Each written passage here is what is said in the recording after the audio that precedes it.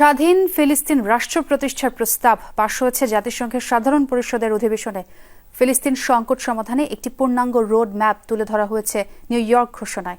বলা হয়েছে দুই রাষ্ট্রভিত্তিক সমাধান ও যৌথ নিরাপত্তা গ্যারান্টির কথা। স্বাধীন ফিলিস্তিন রাষ্ট্রে হামাসের কোনো সম্পৃক্ততা থাকতে পারবে না বলেও উল্লেখ রয়েছে।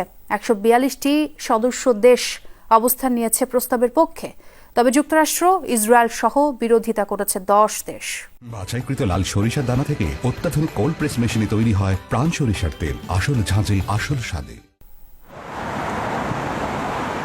শুক্রবার যুক্তরাষ্ট্রের নিউ ইয়র্কে জাতিসংঘের সদর দপ্তরে উত্থাপন করা হয় ফ্রান্স ও সৌদি আরবের দেয়া প্রস্তাব, যাকে বলা হচ্ছে নিউ ইয়র্ক ঘোষণা।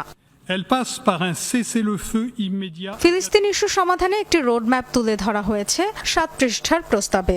বলা হয়েছে দুই রাষ্ট্রভিত্তিক সমাধানের কথা, গাজায় অবিলম্বে সংঘাত বন্ধ ও সব জিম্মির মুক্তির কথা তুলে ধরা হয়েছে।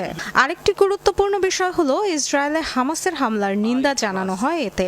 পাশাপাশি বলা হয় স্বাধীন ফিলিস্তিন রাষ্ট্রে হামাসের কোনো সংশ্লিষ্টতা থাকতে পারবে না।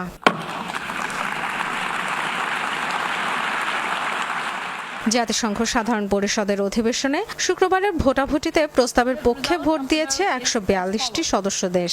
বিপক্ষে অবস্থান নিয়েছে যুক্তরাষ্ট্র, ইসরায়েল সহ মাত্র 10টি দেশ। ভোটদানে বিরত ছিল 12 দেশ।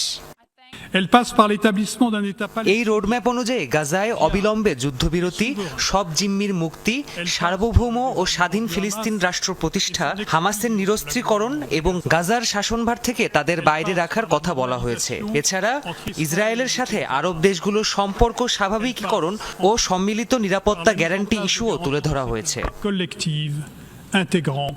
সাধারণ পরিষদের প্রস্তাবকে স্বাগত জানিয়েছেন ফিলিস্তিনের প্রতিনিধি। যারা এখনো যুদ্ধ, ধ্বংস এবং ফিলিস্তিনিদের ভূমি দখল করতে চায় তাদের প্রতি আহ্বান জানাই, যৌক্তিক কণ্ঠ শুনুন। আজ জাতিসংঘে যে বার্তা দেয়া হয়েছে তা কান পেতে শুনুন। সাধারণ পরিষদে পাশ হওয়া প্রস্তাব একতরফা আখ্যা দিয়ে প্রত্যাখ্যান করেছে ইসরায়েল। এটি বাস্তবতা বর্জিত নাটক বলে আখ্যা দিয়েছে তারা। একতরফা ডিক্লারেশন শান্তির পথে কোনো ধাপ নয়, বরং পরিষদের দুর্বলতার আরেকটি নমুনা। এটা কোনো কূটনীতি নয়, নাটক। সতর্কভাবে হেডলাইনের জন্য মঞ্চায়ন, শান্তির জন্য নয়। এতে যুদ্ধ আরো দীর্ঘস্থায়ী হবে। হামাসকে দুর্বল নয়, পুরস্কৃত করবে।